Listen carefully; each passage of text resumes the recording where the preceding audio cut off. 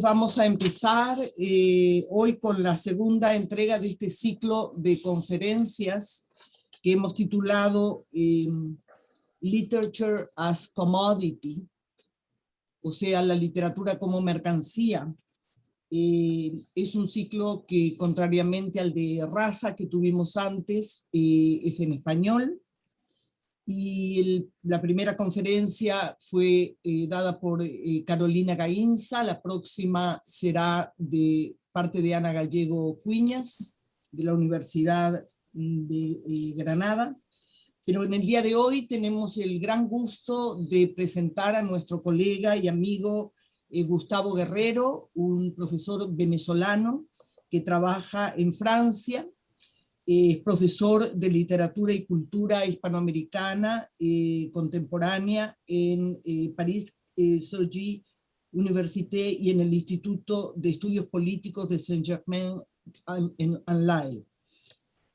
También trabaja como editor en Gallimard y ha realizado numerosos e importantes ediciones de la obra de Severo Sarduy, de Arturo Uslar Pietri, y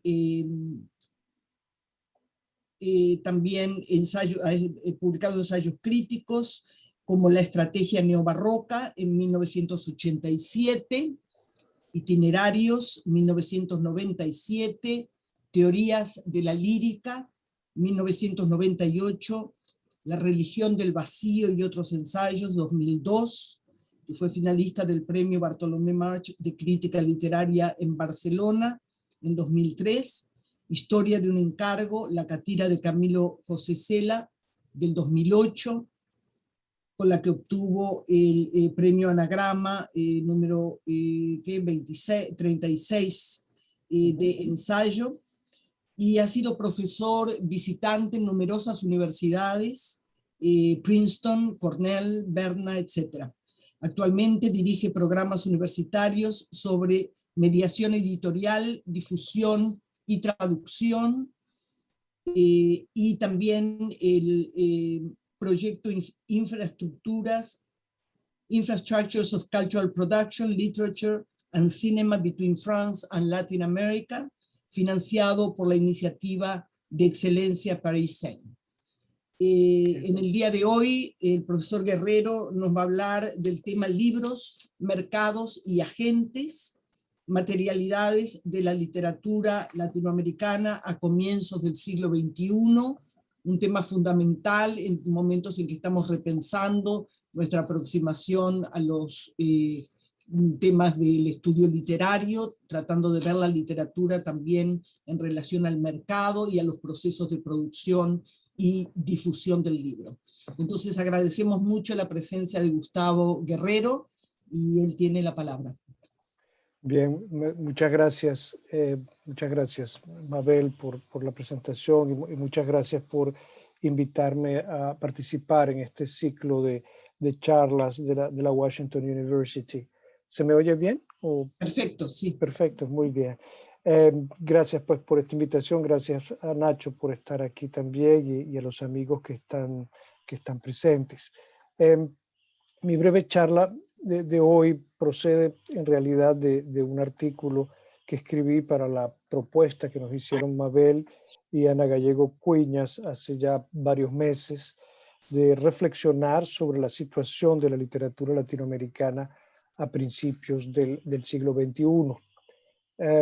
Mi respuesta a esa propuesta fue tratar de rastrear y de analizar cómo algunos de los principales cambios que se han operado dentro de la industria editorial a nivel global están incidiendo en la producción, en la circulación y en la recepción de la literatura latinoamericana, tanto dentro como fuera de la región, en lo que va de siglo.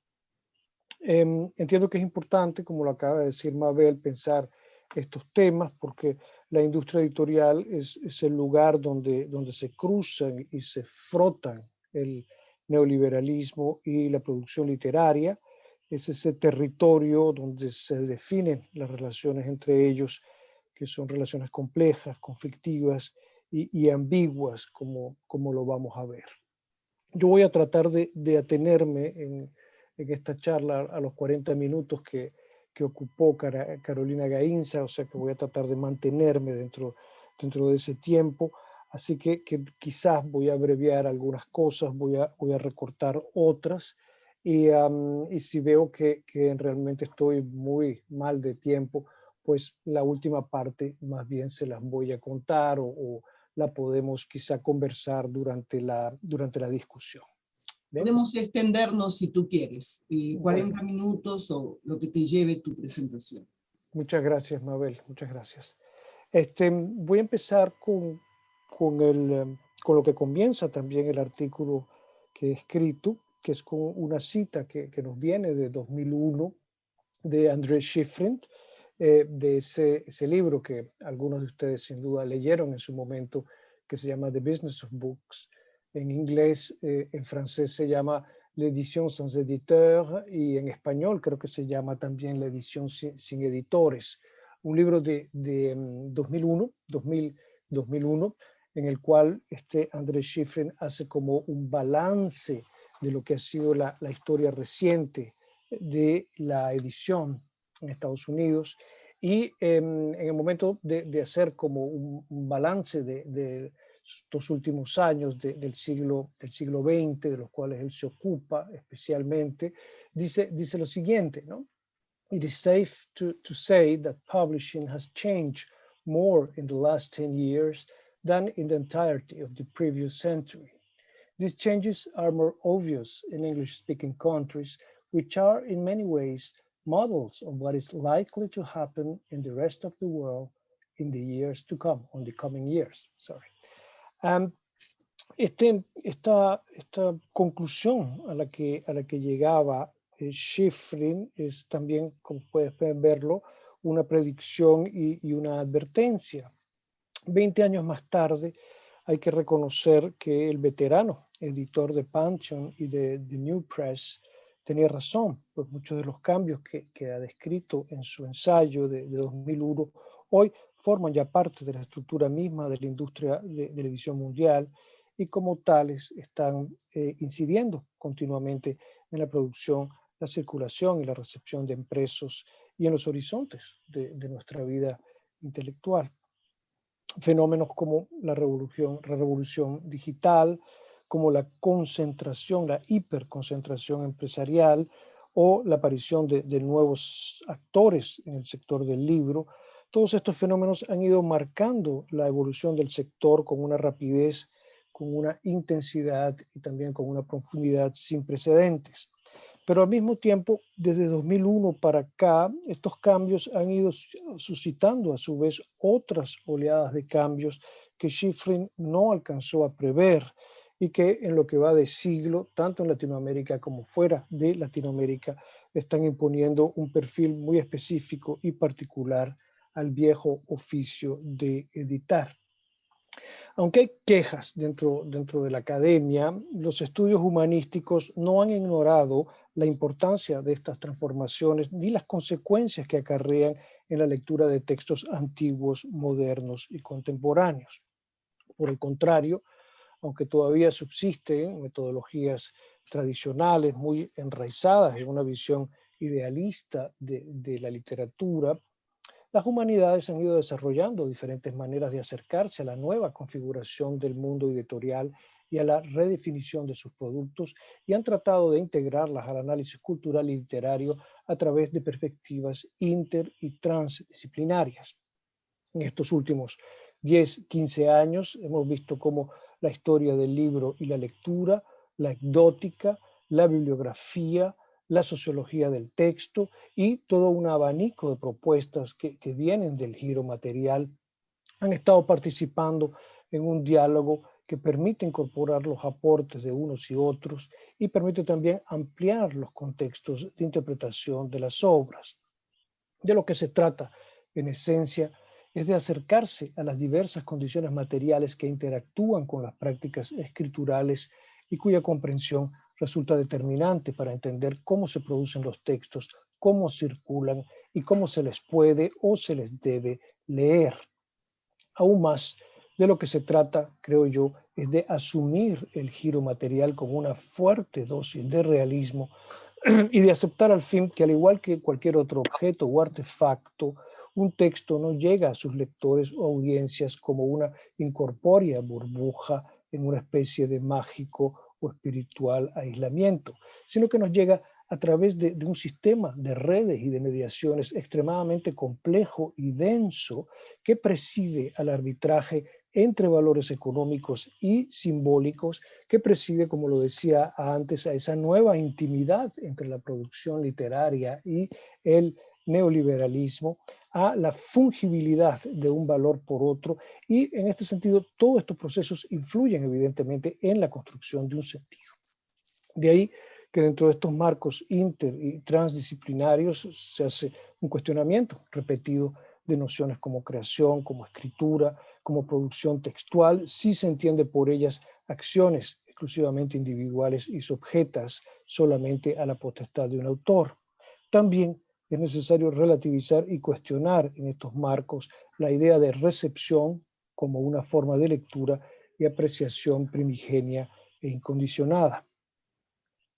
En nuestra área, en el área latinoamericana, los trabajos de Ángel Rama sobre la literatura, edición y mercado del libro, estoy pensando en muchos trabajos de Ángel Rama, pero en particular en este trabajo que es El boom en perspectiva de 1984, los trabajos de Rama constituyen el punto de partida de una corriente crítica que ha ido creciendo en los últimos años y que ha puesto el énfasis en un compromiso con el estudio de la historia de nuestras industrias editoriales, así como también de los actores, los circuitos y las redes de difusión de las obras en tanto libros, es decir, a la vez como mercancías y objetos culturales.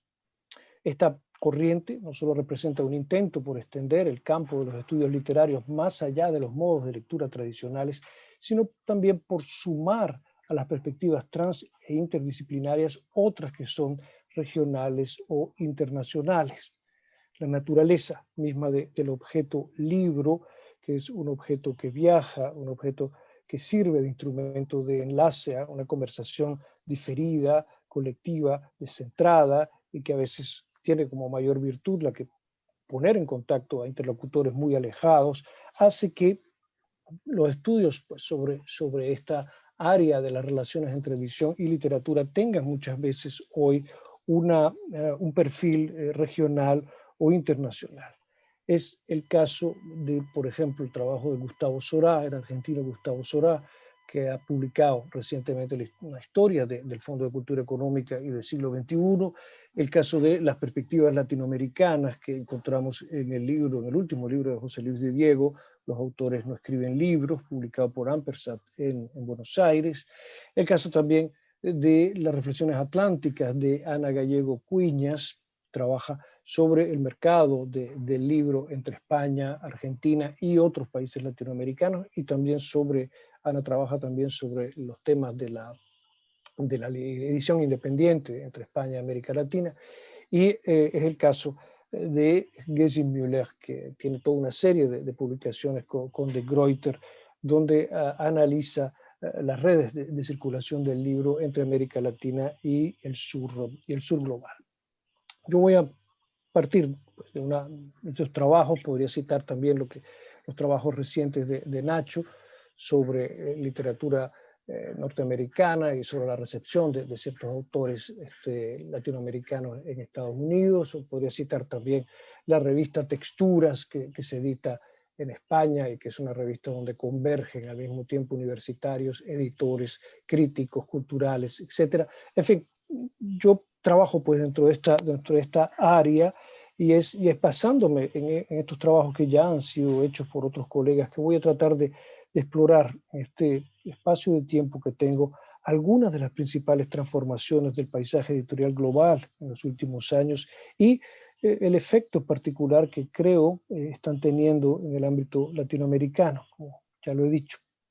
Son 3 capítulos los que van a organizar mi exposición. Espero poder llegar al tercero, si no, lo conversaremos después en el intercambio de preguntas y respuestas. El primero tiene que ver con la revolución tecnológica digital y las nuevas maneras de escribir, leer y publicar que está siendo posible. El segundo capítulo tiene que ver con la formación de los grandes conglomerados empresariales y con la dependencia financiera de estos conglomerados que le ha ido dando un nuevo rostro a la oferta literaria latinoamericana. El mailing es una película con En introducción. fin, el tercero y último se va a consagrar a las figuras del scout y de la gente, que son dos actores que han ido adquiriendo un poder y unas facultades inéditas dentro del mundo de la edición, hasta el punto de que yo creo que no es exagerado decir hoy que scouts y agentes se han convertido en gatekeepers y mediadores predominantes en los procesos de circulación regional e internacional de las obras y los autores de nuestro continente. Vamos a empezar pues con este primer capítulo, brevemente, la digitalización, libro electrónico, autopublicación. Comienzo con una constatación, una enseñanza que nos da la historia cultural. El libro de bolsillo, el éxito del libro de bolsillo en la segunda mitad del siglo XX, lo sabemos, resultaría inseparable o resulta inseparable del desarrollo de las técnicas de impresión en offset que hicieron posible a partir de los años 40 abaratar los costes de producción y aumentar sensiblemente los tirajes. Esa transformación tecnológica trajo consigo una transformación importante de los públicos de la lectura, gracias a esa reducción y a esa aceleración de los costes de producción del libro.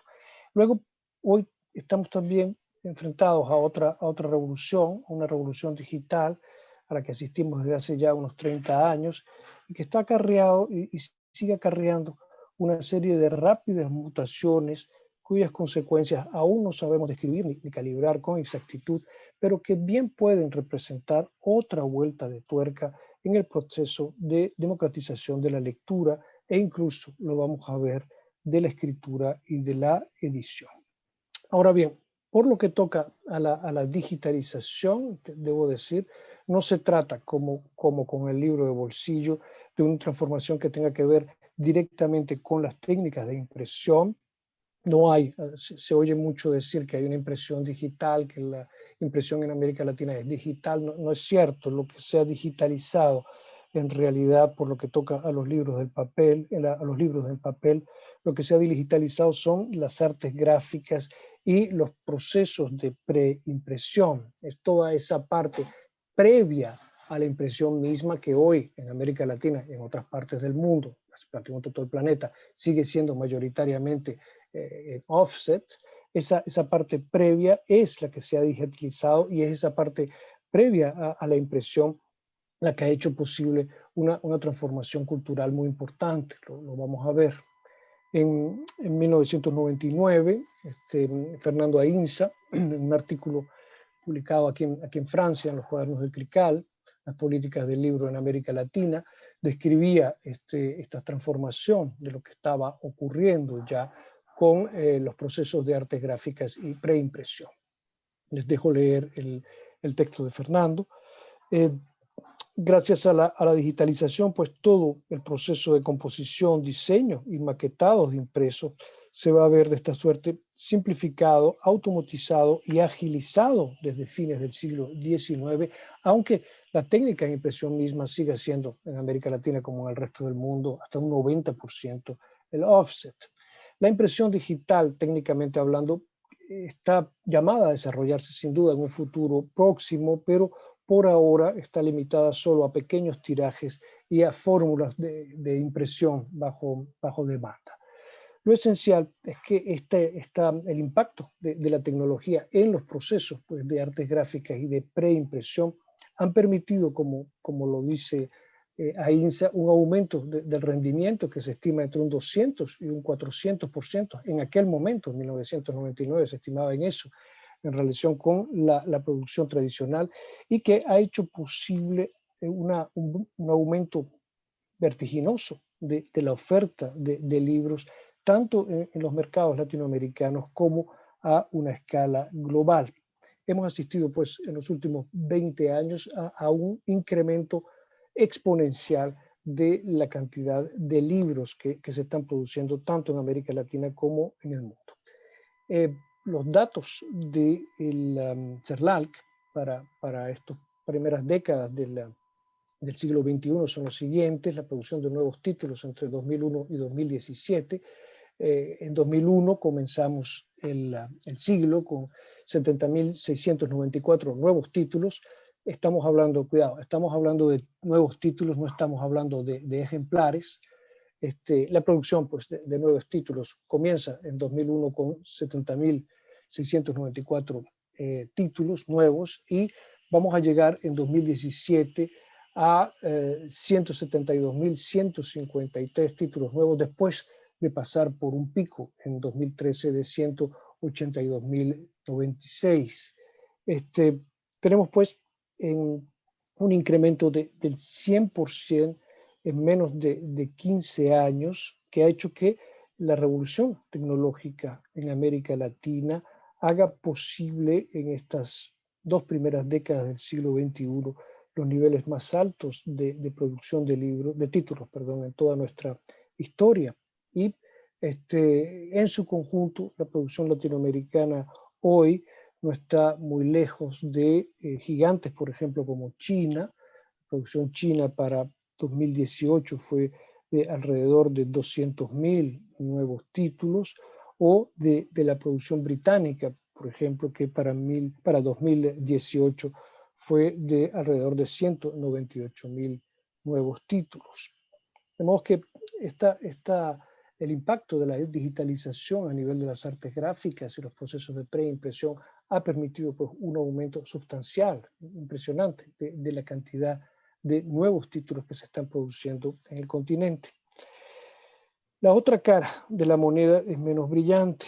Este impresionante aumento de la producción no se ha visto acompañado en los últimos años de un incremento proporcional del número de lectores, ni tampoco de los puntos de ventas, porque al igual que en otros lugares del globo, en América Latina, el porcentaje de lectores no crece y las librerías escasean. En América Latina, los índices de lecturas siguen siendo tradicional y comparativamente bajos. Alrededor de un 49% de la población no lee libros, entre un 50 y un 49%, y los que lo hacen solo leen un promedio de 3 libros al año, según el CERLALC.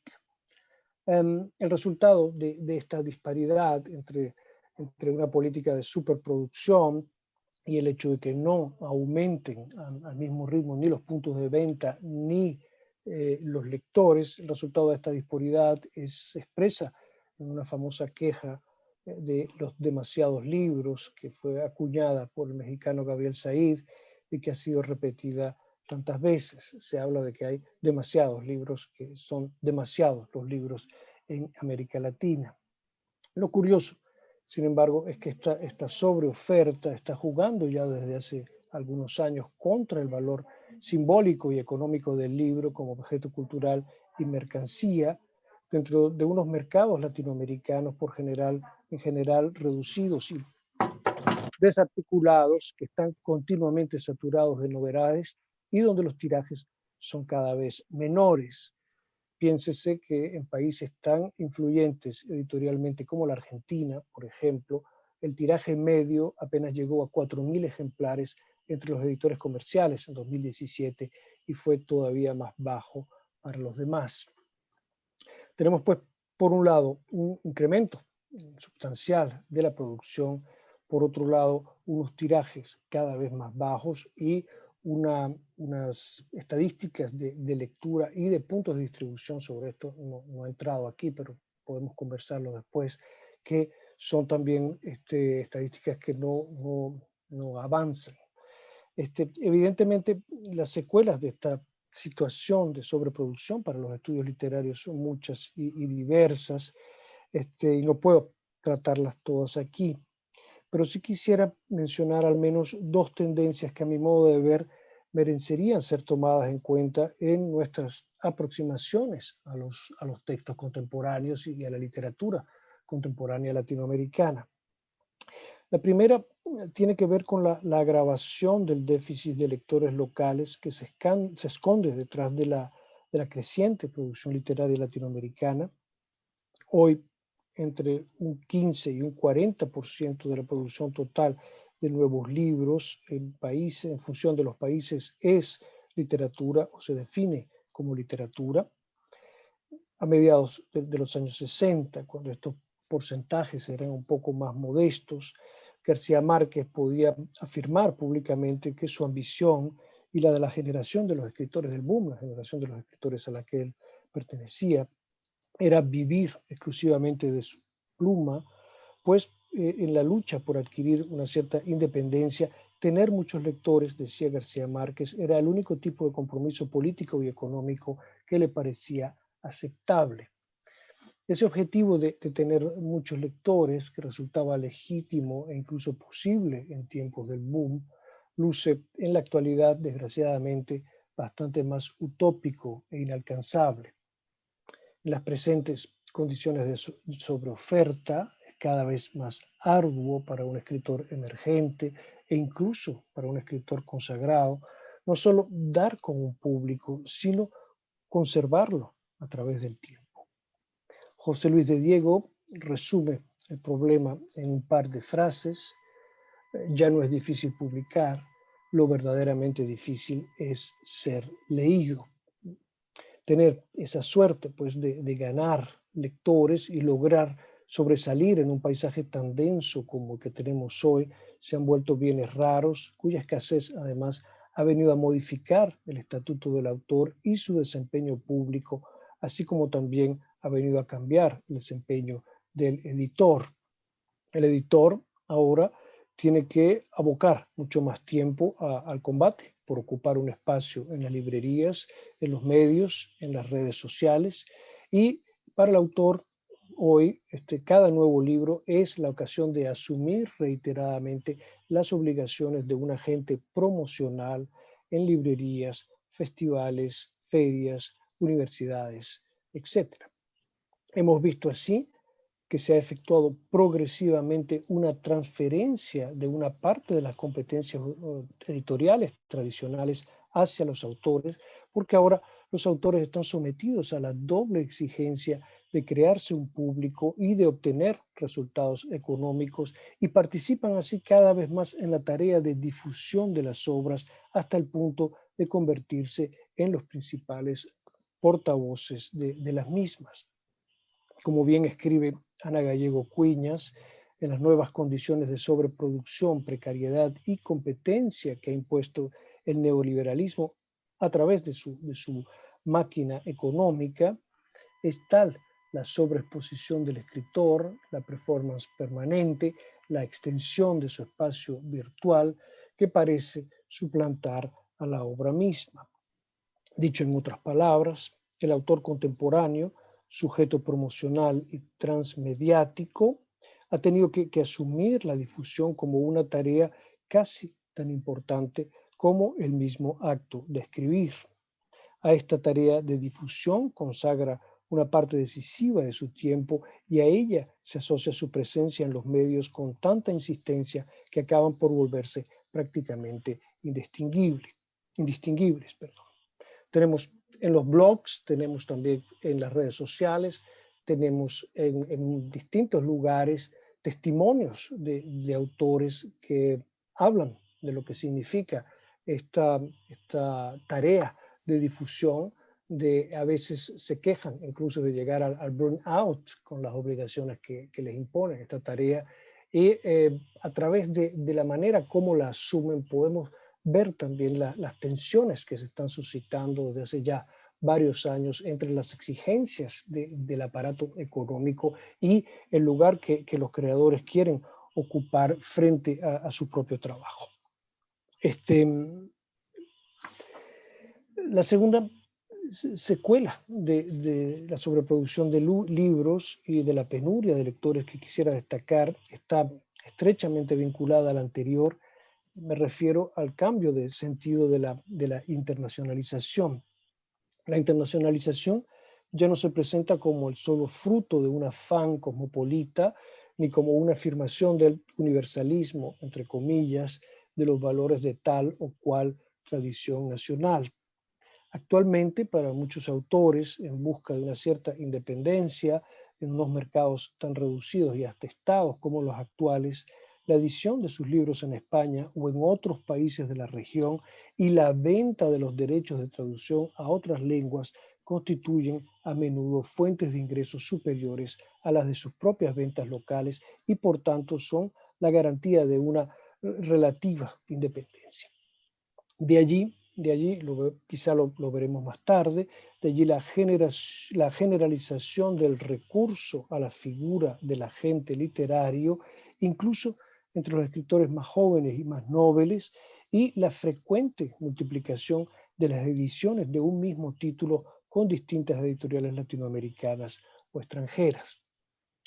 La prensa suele hablar a veces de un nuevo boom cuando se refiere a esta circulación acelerada de los títulos latinoamericanos hoy. Yo creo que no habría que confundir esta aceleración de textos dentro y fuera del continente a principios del siglo XXI con un nuevo boom. Yo creo que la diferencia esencial es que en los años 60 la internacionalización de las novelas de García Márquez, de Carlos Fuentes o de Julio Cortázar, por ejemplo, extendía o prolongaba a una escala global un éxito de público y de ventas que ya habían conocido en Latinoamérica. En este sentido, el boom, como lo dijeron en la época Cortázar y García Márquez, fue ante todo un boom de lectores latinoamericanos, y esto lo registra también Rama en su artículo. Por el contrario, el actual proceso de globalización es el reflejo más bien de un déficit de esos mismos lectores, como en tiempos del modernismo, ya que son muy contadas las obras actuales que llegan a los mercados europeos, norteamericanos o asiáticos con las garantías de haber tocado en la propia América Latina a un público comparable al que pudieron reunir en su momento Rayuela o 100 años de soledad.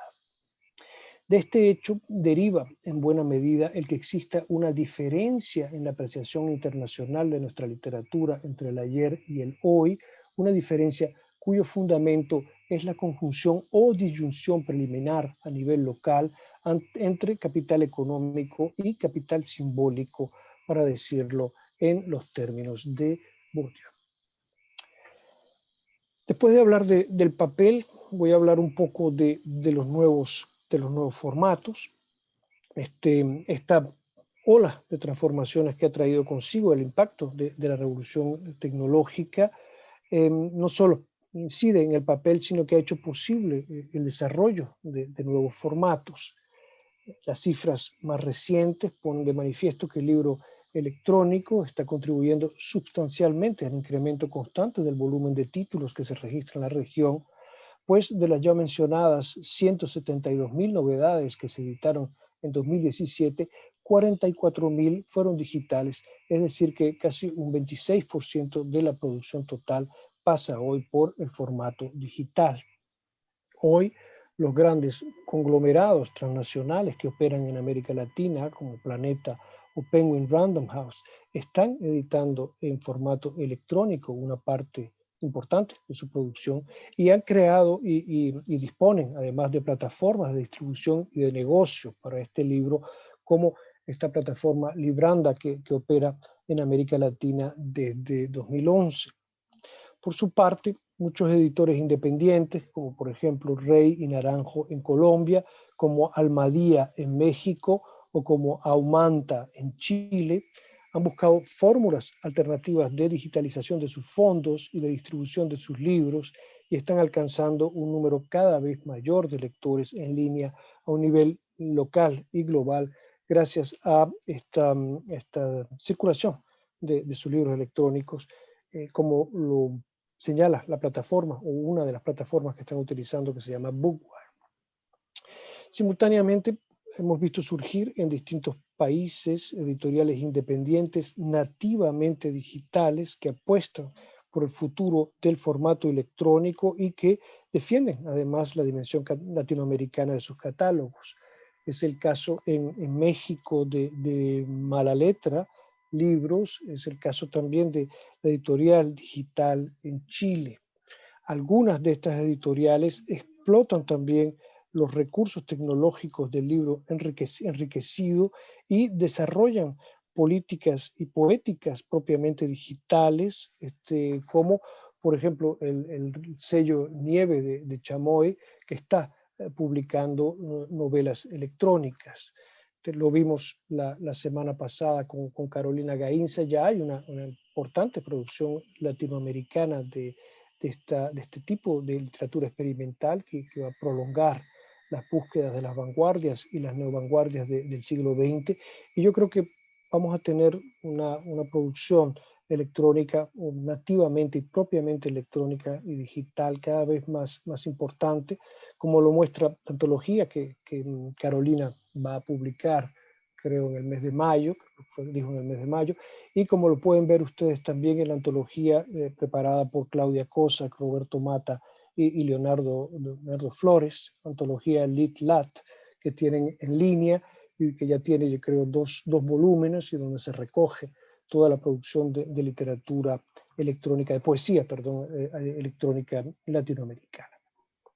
Hay varios proyectos de bibliotecas virtuales especializadas también y un buen número de tiendas en línea como Orbil en México o Bajalibros en Argentina, que completan en la actualidad el paisaje del libro electrónico latinoamericano y a veces arrojan resultados que autorizan un cierto optimismo.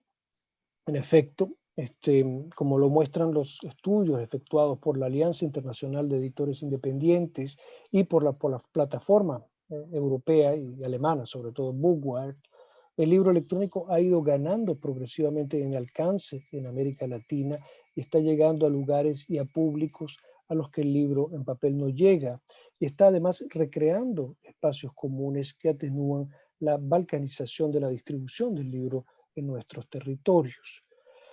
Dentro de este contexto, los avances en la penetración de Internet y en la extensión de la telefonía móvil están favoreciendo una expansión nunca vista del radio de circulación del libro, al igual que en otras partes del mundo como en China y en los países asiáticos. Ya en América Latina el soporte de lectura más utilizado, según los últimos datos disponibles, es el soporte digital. Este es el informe de Latinobarómetro de 2018. Ese soporte digital y el libro electrónico son mucho más dúctiles, asequibles, adaptables y tienen una movilidad pues difícil de controlar, que permite una circulación por redes formales e informales en una región donde, como ustedes saben, los altos precios del libro del papel y la escasez de puntos de venta han hecho tradicionalmente de la piratería un recurso alternativo para acceder a los textos. Hoy en día, por lo que toca, al menos al mundo académico, yo veo como mis estudiantes venezolanos o colombianos intercambian libros a través del canal Telegram, por ejemplo. Hay una circulación intensa de ebooks y de PDF que yo no conocí jamás y que no había antes, y creo que la pandemia ha acelerado aún más estos intercambios que hacen pues que el libro electrónico amplíe el radio de circulación de las obras de una manera nunca vista. A esta promesa pues, de una difusión creciente hay que sumar en la más estricta actualidad una difusión creciente de la escritura y la edición tal y como está ocurriendo en otros lugares del mundo, porque en Latinoamérica las nuevas tecnologías están dando pie a un fenómeno masivo e inesperado que es la práctica de la autopublicación. Hasta ahora se ha pretendido restarle importancia a esta práctica, asimilándola al viejo negocio de una vanity press o a un simple contenido más generado por usuarios, pero lo cierto es que estamos ante un fenómeno que se está convirtiendo en algo bastante más complejo y cuya emergencia está provocando una serie de cambios disruptivos dentro del ecosistema del libro y dentro del propio campo literario. Para describir en pocas palabras de qué se trata, podemos decir que desde hace unos 10 años, gracias a las herramientas digitales que han puesto a su disposición distintas plataformas en línea, un número cada vez mayor de escritores está editando y distribuyendo sus obras en formato electrónico o en papel, y a través de la impresión bajo demanda, con unos costes muy bajos o prácticamente inexistentes y sin pasar por los canales editoriales habituales que habían regulado hasta ahora la publicación y la circulación de textos en nuestro continente. Según el informe del CERLALC, Radiografía de la Autopublicación en América Latina de 2018, el volumen de libros autopublicados representaría ya alrededor del 12% de la producción de la región, es decir, entre 20 y 25.000 títulos, y el rubro principal de ese 12% es la literatura, aun cuando se extiende también a otros géneros como el ensayo y la divulgación científica. Los escritores que están recurriendo a este dispositivo son nobles o son veteranos, algunos de ellos, y no solo escapan de las múltiples mediaciones que impone hoy el trabajo con una casa editorial, sino que estarían ganando en autonomía en su trabajo de escritores, en el diseño de sus textos, en la distribución y en la relación con sus lectores, en sus ingresos, en la gestión de sus derechos de autor y hasta en el control de los territorios por los que transitan sus obras. En las conclusiones del estudio publicado en Cuba, La autopublicación, un nuevo paradigma en la edición digital del libro, Julio Alonso Arévalo, José Antonio Cordón y Raquel Gómez Díaz destacan la importancia del cuestionamiento que trae consigo este nuevo modo de editar. La autopublicación, dicen, se ha conformado como un poderoso sistema de transferencia de información de todo tipo, tanto científica como recreativa. Su presencia cada vez más numerosa en las plataformas de venta y distribución, su inserción en la lista de libros más reputados, la fuerza que van cobrando organizaciones como Alliance of Independent Authors, dan fe de este fenómeno.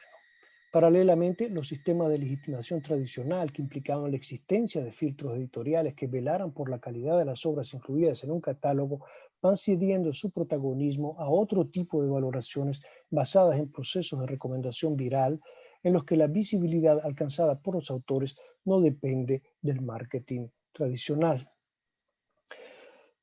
En América Latina, tanto los grandes conglomerados transnacionales como la edición local e independiente han tenido que reaccionar ante la importancia que ha ido adquiriendo esta práctica de la autoedición y no solo han ido incorporando a sus catálogos a algunos de los autores autopublicados más vendidos o mejor evaluados, sino que han ido abriendo espacios de colaboración ad hoc en sus portales para que los escritores se autopubliquen. Así, Penguin Random House o Planeta, por ejemplo, se han acabado sumando a la oferta de servicios en línea, creando sellos como Universo de Letras o Caligrama del grupo Penguin Random House, donde uno puede autoeditarse. Es una respuesta bastante oportunista, por supuesto, pero que mal puede esconder el problema de fondo que la autopublicación trae a la superficie y hace visible. Pues, independientemente de lo que se pueda pensar de la calidad de los libros que se autopublican, que son a menudo novelas de género, e independientemente de lo que hay que pensar de la agenda de megaempresas como Amazon, que han favorecido la emergencia de este fenómeno para ocupar el terreno de la creación de contenidos, yo creo que es claro que la fiebre de la autopublicación viene a poner en tela de juicio el funcionamiento del sistema editorial en estas primeras décadas del siglo XXI y está abriendo una crisis de legitimidad dentro del sector. Como se ve en el informe del CERLALC, lo pueden ver allí, hay varias páginas dedicadas a ello, los autores que se autopublican denuncian explícitamente la incapacidad de los editores para encontrar nuevos lectores, cuestionan los criterios de selección de las editoriales, ponen en tela de juicio las políticas de precios del libro, las estrategias de comercialización, la distribución y hasta las limitaciones que las editoriales imponen a las circulaciones del libro dentro de la región. Al mismo tiempo, los autopublicados, al operar desde fuera del circuito habitual, están poniendo en tela de juicio la legitimidad institucional e intelectual del mundo de la edición como instancia de tutela y administración del mercado y el campo literario. Hay muchos cuestionamientos que surgen pues, alrededor de esta práctica que no es una práctica banal, que es una práctica que está adquiriendo unas dimensiones importantes en América Latina y también fuera de América Latina, pues ya en salones internacionales como el de Frankfurt, como el de Guadalajara, como el de Londres, hay áreas dedicadas exclusivamente a la autopublicación. Hoy por hoy, actualmente es imposible saber cuáles van a ser las consecuencias de este conflicto, ni qué derroteros puede tomar este inesperado auge de la autopublicación, pero no es improbable que esté abriendo las puertas no solo a la aparición de una nueva clase de actores dentro de la economía del libro, como ya ha ocurrido dentro del mundo de la música pop. También es probable que esto esté dando lugar a un reajuste general de las relaciones entre libro, literatura y valor, un reajuste que habría sido impensable sin la revolución tecnológica y sin los efectos que está teniendo en el ámbito cultural. Voy a pasar ahora brevemente, ya llevo mucho tiempo, a esta segunda parte sobre adquisiciones, fusiones y ofertas, y diciendo que sea cual fueren pues, las consecuencias de esta nueva práctica editorial de la autopublicación, lo cierto es que la emergencia de esta práctica, que ya dispone de espacios propios, va a romper la polarización del mercado tal y como se había venido consolidando en lo que va de siglo entre dos tipos de actores principales. Por un lado, los grandes conglomerados de edición, prensa y comunicación, y por otro, ya lo sabemos, las editoriales independientes. Según el esquema de interpretación más socorrido, el esquema de Bourdieu, las editoriales independientes representarían el polo artesanal y literario del ecosistema del libro, mientras que los grandes grupos de prensa y comunicación encarnarían el polo industrial y comercial que resulta de la generalización del modelo anglosajón de extrema concentración empresarial, una tendencia que ya había sido descrita por Schifrin como uno de los principales derroteros y amenazas por venir en su ensayo de 2001. 20 años después, en 2021, es innegable que las predicciones de Schifrin se han cumplido, pues los conglomerados dominan hoy el paisaje de la edición mundial. Pero también es cierto que este proceso es un proceso que viene de muchísimo más atrás y que en el caso latinoamericano data prácticamente de los años 70 y 80, como alcanzó a verlo Ángel Rama otra vez en su artículo El boom en perspectiva. Hay distintas maneras de hacerse una idea de lo que representa el lugar de estos conglomerados de prensa y comunicación hoy dentro del mercado literario. Hay distintas maneras de hacerse una idea de ello, pero quizá la más sencilla es diciendo que los grupos de prensa, comunicación y edición en su conjunto representan un pequeño 1% de los agentes editoriales dentro de la región y producen nada menos que el 35% de los libros que se publican en el continente. Semejante desequilibrio muestra a las claras que la concentración empresarial implica asimismo una concentración de la oferta en pocas manos, que además ha influido decisivamente en el asombroso aumento de la producción, suscitando importantes alteraciones en el oficio de editor. El editor ya no se ocupa solamente de los manuscritos que debe publicar y de los libros que debe promover, a partir del momento en que muchas casas han sido absorbidas por los grandes grupos de prensa y comunicación, a partir del momento en que un editor pasa a formar parte de un grupo de prensa y comunicación, ya deja de ser dueño de sus propios recursos y se convierte en el administrador de un capital ajeno que trae unas expectativas financieras bien definidas y que ya no le hacen solo responsable de sus decisiones ante sus autores y sus lectores como antaño, sino ante los accionistas que tutelan el funcionamiento del conglomerado. De hecho, toda la cadena del libro se ve atravesada por esta presión que llega hasta los mismos autores, como vimos, y se traduce en su compromiso con la promoción de las obras. También esta presión podemos verla detrás del fenómeno de la sobreoferta, pues para el editor producir más y más es un modo de aumentar las posibilidades de dar con esos libros muy vendidos o superventas, con los big blockbusters o los big books que corresponden con los objetivos y las exigencias financieras del libro. Robert Follett lo formulaba así en 1996. Since it is impossible to predict which projects will be bestsellers, it is necessary to invest in a great many projects in order to guarantee that a few will turn out to be highly successful. Similar strategies have been pursued in such disparate fields as venture capital investing and crab table betting. Es interesante esta cita que me traigo porque lo curioso es la analogía con la inversión de capital riesgo y con el juego de apuestas, lo cual da una idea bastante precisa del modo en que se configura la oferta dentro del mercado literario a través de estos grandes conglomerados, una oferta que se configura a imagen y semejanza del universo financiero que los domina y que acaba imponiendo su manera de funcionar y su propio imaginario. Lo que guía esta publicación masiva y diversa de nuevos títulos no es ya, evidentemente, una forma de racionalidad que motive el gusto personal del editor o la voluntad de ser fiel a una estética determinada, sino un afán especulativo que parece mucho al de la bolsa y la creencia con que se asume un riesgo en principio calculado, pero cuyo resultado siempre resulta incierto, sobre todo cuando se trata de autores jóvenes y poco conocidos o de obras reputadas difíciles o poco comerciales.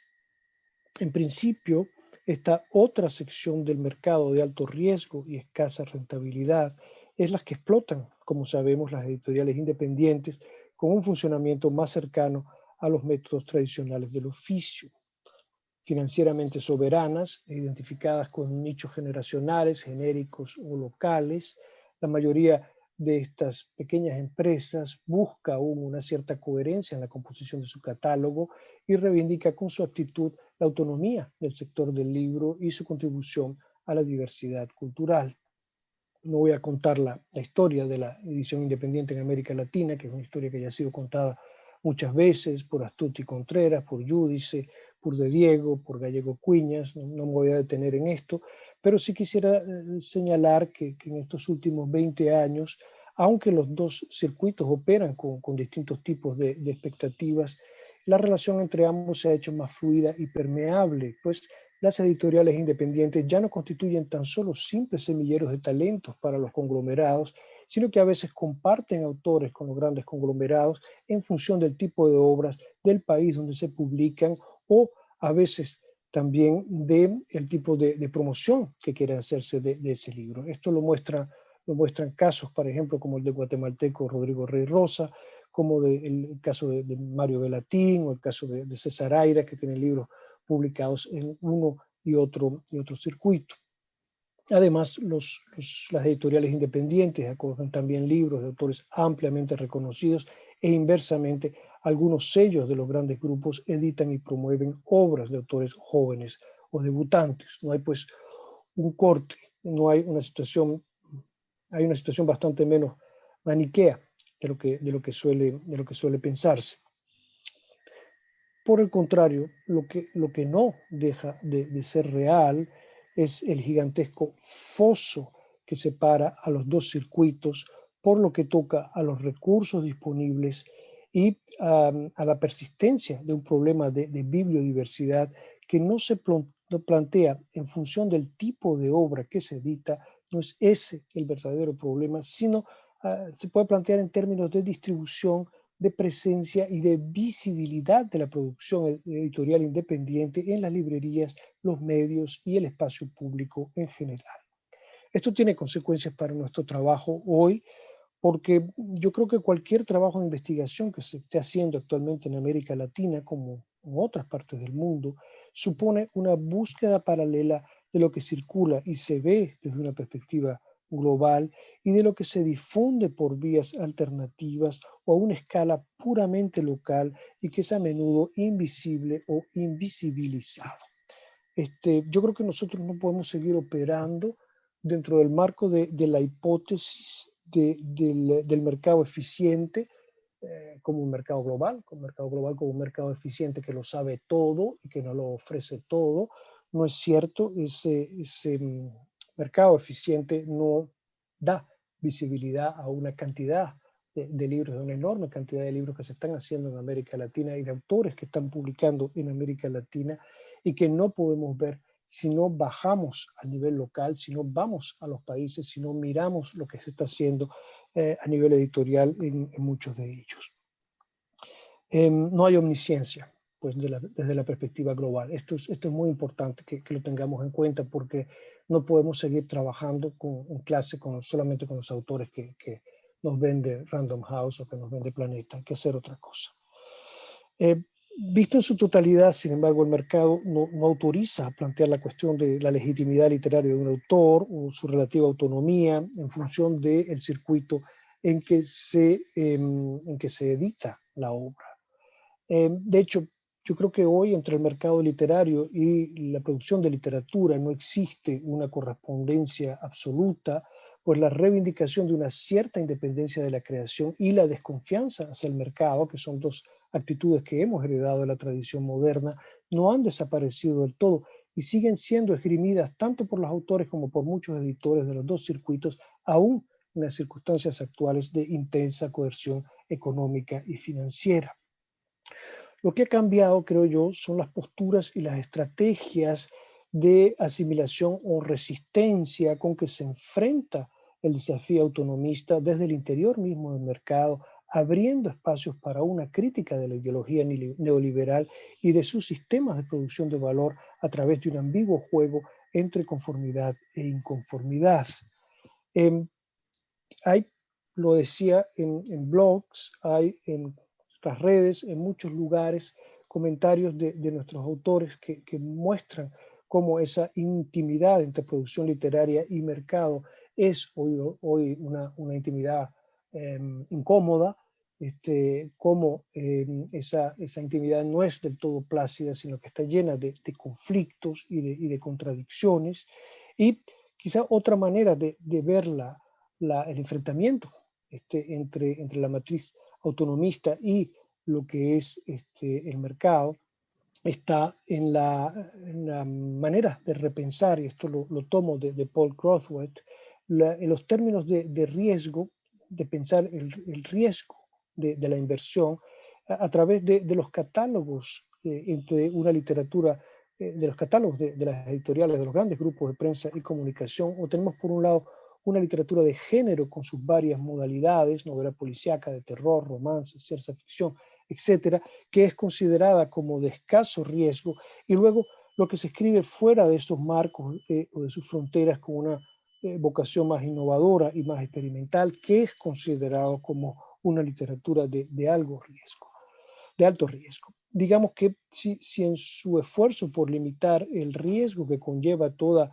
inversión de una publicación, toda apuesta por una publicación literaria, los grandes conglomerados han ido concentrando una parte cada vez mayor de su oferta en la ficción de género y reservan algunos sellos o franjas editoriales a otros tipos de ficciones con formatos más o menos libres o menos fijos. Hay que constatar de todos modos que en las últimas décadas son numerosos los intentos por parte de los escritores, de algunos escritores, de alterar, transgredir y reducir esta separación entre los dos mundos, haciendo una literatura de género, o si se quiere, de pseudogénero o de avant-pop, como lo llaman otros, que introduce un fuerte contenido crítico y literario en el corazón de las formas ficcionales aparentemente menos riesgosas, más relamidas y más convencionales. Dentro del ámbito de lengua inglesa, se suele citar el ejemplo de Colson Whitehead y de su Zone One como el ejemplo más paradigmático de esta corriente global que le da como una vuelta de tuerca al posmodernismo y a sus escrituras de lo popular. Yo creo que en América Latina Manuel Puig fue sin duda un precursor de estos procesos, pero creo que sobre todo esto podemos asociarlo hoy a un importante grupo de escritoras que están retrabajando la literatura de género para plantear algunos problemas claves de nuestras sociedades en tiempos del neoliberalismo. Estoy pensando en las novelas de terror, por ejemplo, de la de la ecuatoriana Mónica Ojeda, como Mandíbula, de 2018, las novelas góticas y sobrenaturales de la argentina Mariana Enríquez, como Nuestra parte de noche, también de 2019, o en las distopías tecnológicas de la también argentina Samantha Schweblin, como Distancia de Rescate, perdón, de 2017. Son todas ficciones que de algún modo piensan y problematizan su posición dentro del mercado. Enfrentarse pues con la lógica del mercado desde el interior de su categorización de la producción literaria en función del riesgo que representa la publicación de una obra puede representar, puede ser una manera de cuestionar justamente esta relación con el mercado y tratar de ocupar las dos franjas de ese territorio bien segmentado como para trastocar las expectativas y los imaginarios, enredando el juego, constituyendo sin duda maneras distintas de ejercer una libertad y abrir espacios para pensar críticamente el momento en que vivimos. Como señala Crosswhite, no se trata simplemente de una reposición más o menos disfrazada del debate moderno y posmoderno entre lo oculto y lo popular, entre la alta cultura y la cultura de masas. Se trata, creo, de algo más sutil y que, insisto, tenemos que aprender a mirar de otra manera. Esta es la cita de Crosswhite que les traigo para cerrar esta parte. The problem is the way in which the notion of popularity has come to serve as cover for the imposition of the iron of the law of the market. How, so this ideological argument goes, can there be anything wrong with markets if they are simply an unmediated manifestation of the will of people? The critiques, the constructions, subversions of popular genre forms perform meaningful political and cultural work, not insofar as they attack those forms per se, nor even insofar as they attack them as popular, but insofar as they counter an ideology of the market that has arrogated the category of the popular to itself. Hay una tercera parte de agentes y scouts, pero creo que mejor podemos conversarla durante la conversación. Ya hablo desde hace una hora y quisiera más bien poder intercambiar con ustedes sobre estas páginas que he leído. Si quieren, después podemos comentar un poco más sobre el papel de los agentes y los scouts. Muchas gracias, Gustavo. Sí, me escuchan. Te agradecemos muchísimo, ha sido pero una inmensa cantidad de información y perspectivas. Sé que algunos planearon para estar 1 hora y media y quieren conversar contigo, entonces vamos a pasar a la parte de preguntas, donde puedes expandir algunas de las ideas que presentaste. Y bueno, terminamos la parte de la exposición. Muchísimas gracias y damos la palabra a quienes deseen participar. Muy bien, muchas gracias, Mabel. Preguntas, señores.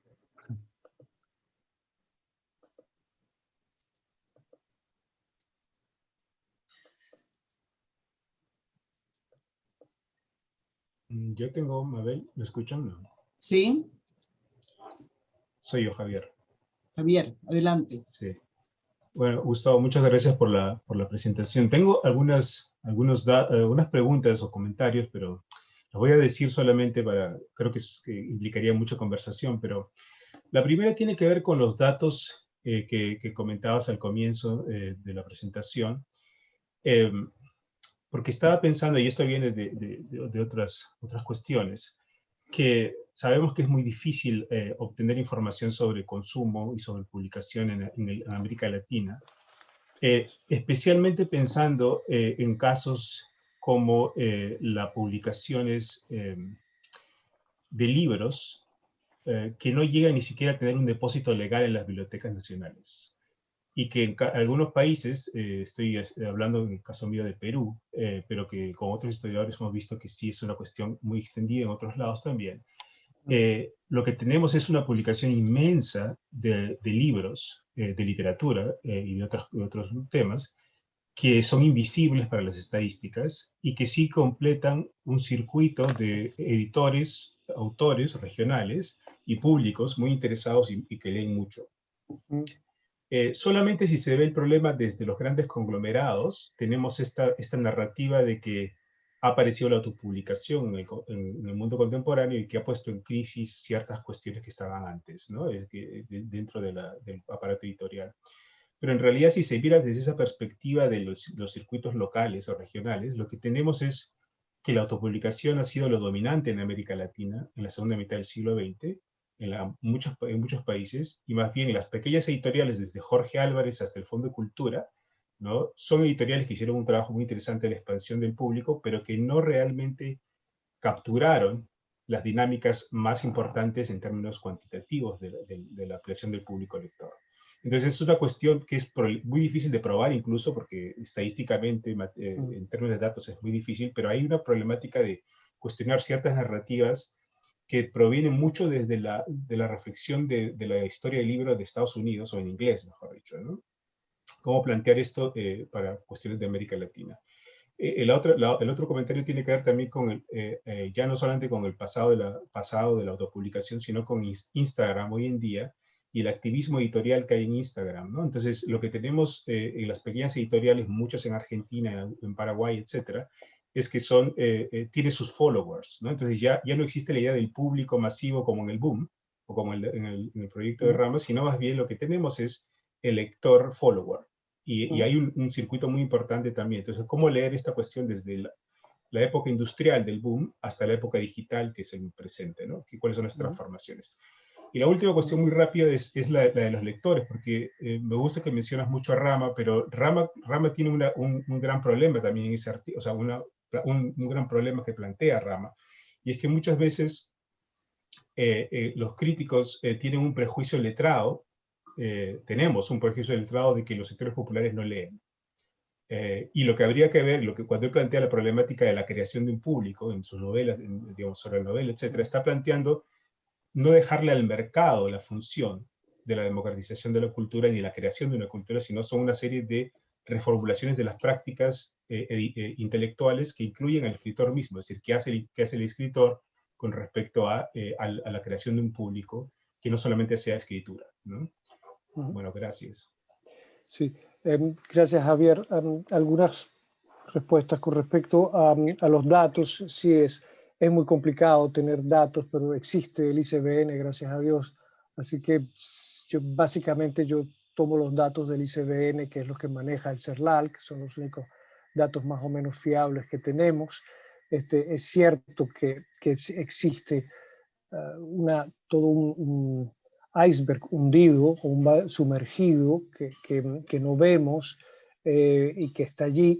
Ahora, es un problema que no concierne solamente la publicación o la autopublicación, sino también la manera en que la autopublicación se está haciendo actualmente a través de plataformas como la de Amazon, por ejemplo, que no toma números de ICBN, y por ende una parte de la autopublicación latinoamericana que tenemos hoy, el libro electrónico, es una parte que no se puede cuantificar. Lo que se hacen son más o menos prospectivas o cálculos proporcionales de lo que puede existir. No tenemos datos duros del libro electrónico por esa razón, porque muchas plataformas no utilizan el ICBN. Entonces, si el ICBN es la referencia, la verdad es que salir del ICBN es entrar en un territorio donde ya no sabes lo que hay. Tú dices que hay mucho, hay otros que dirían que no hay tanto. En fin, es una cuestión que no podemos cuantificar, ni siquiera tú puedes cuantificarla. Por lo que toca a la autopublicación, un momento, una cosa era ciertamente la autopublicación como, digamos, una práctica de papel, en el papel, que suponía una serie de gastos. Lo que yo estoy llamando autopublicación representa prácticamente cero gastos para las personas que lo están haciendo, y la posibilidad de poner a circular el libro como con el formato electrónico en unas dimensiones que lo que podía ser la autopublicación en papel en América Latina en el siglo XX, pues nunca llegó a alcanzar. O sea que estamos frente a algo que tiene otras dimensiones, Javier, y que no se reduce simplemente al hecho de publicar los libros a cuenta propia. Y lo que toca Instagram, no quise entrar allí, evidentemente en lo de Instagram. Hay todo un universo ahora en las redes sociales, hay toda una literatura que se está haciendo en las redes sociales también. Y es una literatura que tiene el problema también de, como lo vimos con Carolina Gainza, de su perpetuación. No sabemos muy bien cómo va a evolucionar eso, ni cuándo lo vamos a poder estudiar, ni cómo lo vamos a poder estudiar, porque muchas veces las propias tecnologías utilizadas en algunos de estos ejercicios desaparecen en el tiempo y nos quedamos sin la posibilidad ni siquiera de efectuar las obras, de una efectuación de las obras en el tiempo contemporáneo. Sí, todo eso está allí, sin duda es muy importante. Y yo creo que no hemos terminado de ver todas las transformaciones que se están produciendo dentro del ámbito de la literatura, y creo que ciertamente todavía en las décadas por venir vamos a ver muchas cosas. ¿Más preguntas? Jonathan. Adelante. A ver, ¿se me escucha? Ahora sí. Vale. Oye, muchísimas gracias por la charla. Tengo muchas preguntas, pero me voy a quedar con dos. Una viene a raíz de un tuit un tuit de Jorge Carrión del 14 de abril en el que hablaba sobre el tema de los adelantos, de en qué momento en la literatura se pasó a trabajar gratis. Y decía algo así, bueno, literalmente: a ningún arquitecto, cineasta, director teatral, guionista de televisión o dibujante de cómic se le ocurriría trabajar 2 años en un proyecto sin firmar antes un contrato y cobrar un adelanto. Porque en la literatura, en cambio, lo habitual es, digamos, trabajar gratis. Y en ese momento a mí se me ocurrió, la pregunta fue evidente: ¿en qué momento dejó de operar este mecanismo de los adelantos como la norma? ¿Y dónde está ahora mismo la línea? ¿Qué autores trabajan con adelantos? ¿Qué autores no? Y cómo el tema de la crisis en el sector editorial a partir de la crisis económica en 2008 en España afectó a este dispositivo dentro del campo literario. Y la otra pregunta era sobre el cambio que ha habido últimamente en las últimas generaciones de autores en el tema de cómo se interviene en el campo literario. Antes quizá tenía mucha más presencia el tema de los manifiestos, de las antologías, pero de repente ahora estamos asistiendo al momento de las listas, ¿no? Como hace pocos días salió de nuevo la lista Granta, y aunque se va a publicar el libro en Candaya, ya lo ha anunciado, da igual. Ya lo importante no es el manifiesto, no es el prólogo, no es el libro, sino la lista. Entonces me gustaría ver qué correspondencia puede haber entre esos dos momentos, el de pasar del manifiesto y de la antología a las listas, y el de pasar de los adelantos a trabajar gratis, y cómo se ha precarizado también el campo literario en ese sentido. Perdón por la amplitud de la pregunta. Sí, yo creo que hay una precarización cada vez mayor. Efectivamente, la práctica de los anticipos sigue funcionando para ciertos autores y no para otros. Es decir, no está funcionando para muchos autores jóvenes que comienzan a publicar sin anticipo. El anticipo básicamente es un cálculo que se hace sobre el volumen de ventas que se puede tener del libro. Es un avance sobre las ventas, vamos a decirlo de esta manera. Y en la medida en que en los últimos años hemos asistido a una concentración cada vez mayor, la oferta es cada vez más amplia, pero la concentración de la venta es cada vez también más fuerte. El número de autores que reciben anticipos se ha reducido y se ha reducido en particular haciendo más precaria la situación de los autores emergentes. Siendo más precaria esa situación porque se considera que un autor emergente tiene pocas posibilidades de vender y que por ende dar un anticipo es tirar el dinero por la ventana, por decirlo de una manera un poco vulgar. Claro. Así que eso viene desde, yo diría desde 2008. 2008 es una fecha que va a marcar un cambio. Acuérdate que es la fecha de la crisis económica, de la última gran crisis económica de Wall Street y de la crisis de financiamiento que va a afectar a todo el sector de grupos de prensa, comunicación y edición. Esto está allí y eso no hace más que precarizar un poco más la situación del escritor. De eso hablé en mi conferencia. No va a ser sino precarizar un poco más la situación del escritor y hacer que el escritor ya no solamente participe en la promoción de su libro, sino que trabaje prácticamente para la editorial gratuitamente. Vamos a decirlo de esta manera. Es escandaloso, pero es así.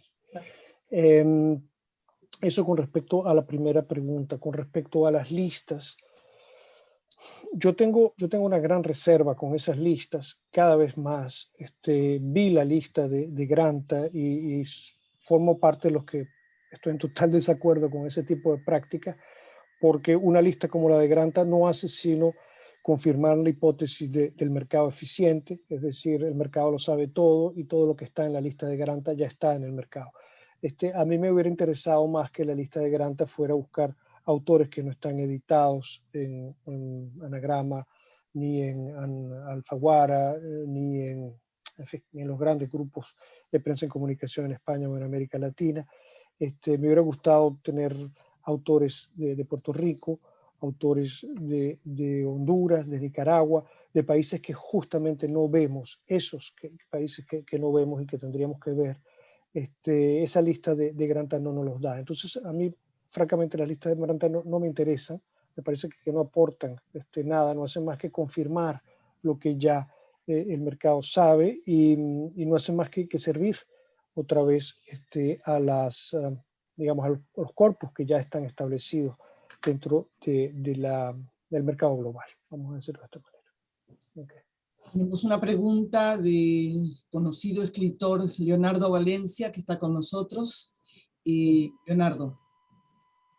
Gracias, Mabel. Y un saludo, Gustavo, escucharte. Saludos desde Quito.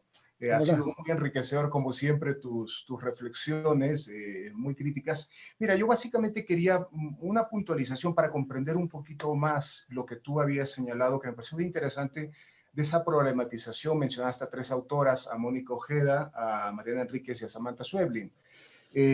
Quisiera entender un poquito más a qué te referías, porque yo creo que los perfiles son un poco diferentes, ¿no? En el sentido de que Mariana Enríquez y Samantha Schweblin han tenido una presencia con grandes editoriales, un caso un poco distinto al de Mónica, que ha entrado más bien con una pequeña editorial independiente de Barcelona que ha crecido mucho, y que tiene un caso interesante que lo quiero sacar a colación, que es su primera novela que obtuvo el premio Alba, La desfiguración Silva. Fue editada en Cuba y fue editada en Ecuador también, en una pequeña editorial que se llama Cadáver Exquisito, y no ha tenido repercusión de venta.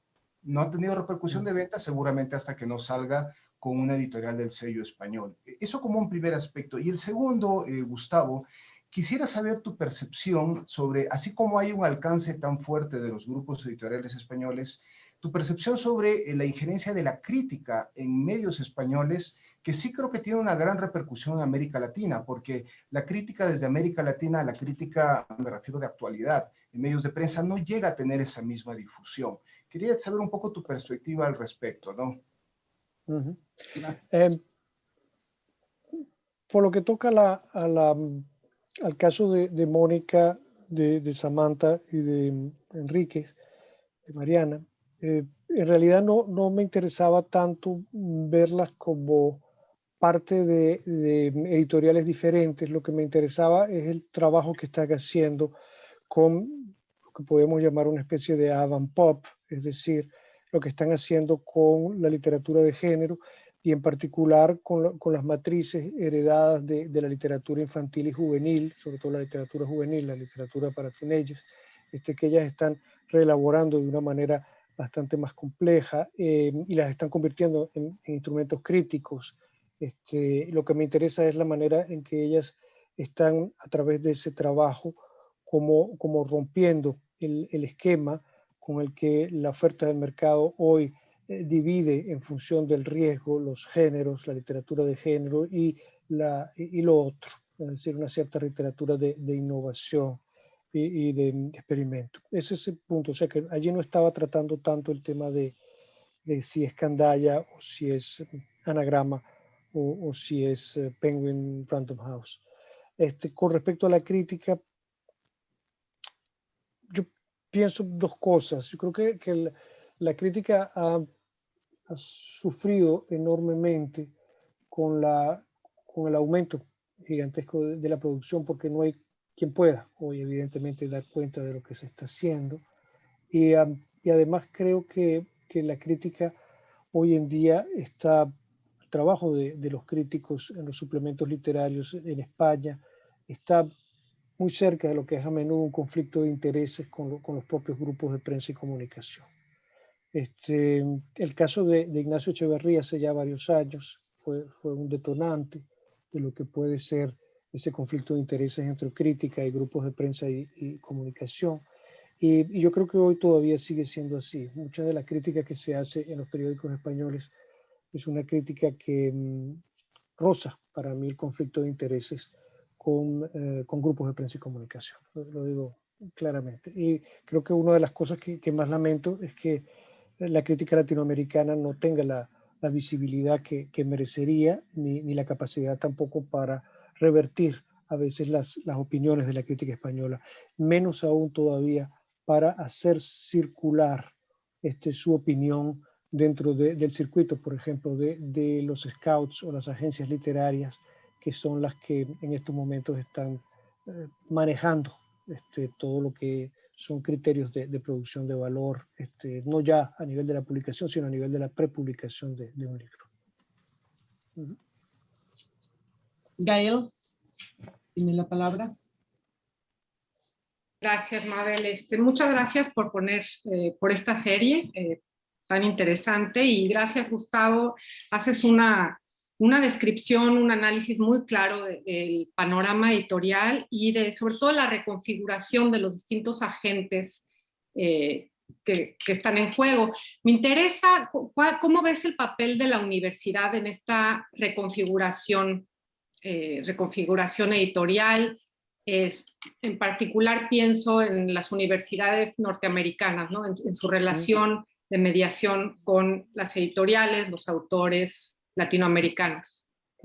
Yo creo que una parte de la pregunta te la contesté o traté de contestarla en mi intervención.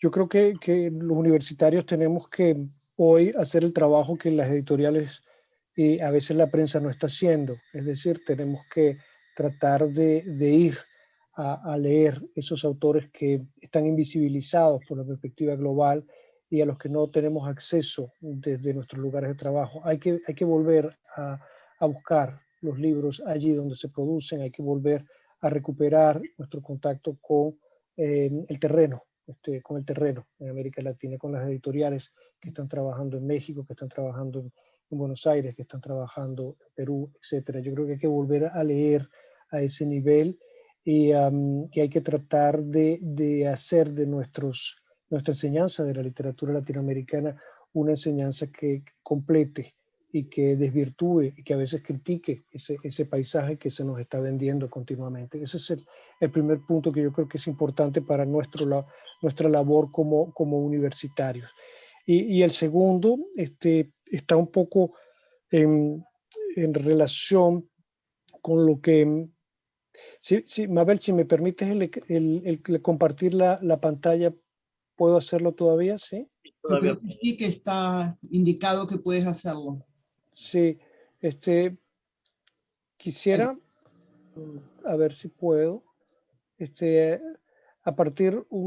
aportar esta reflexión de Crowthwaite, que para mí es importante, y donde él dice que es importante para la comprensión que podamos tener hoy de las relaciones entre la literatura y el mercado.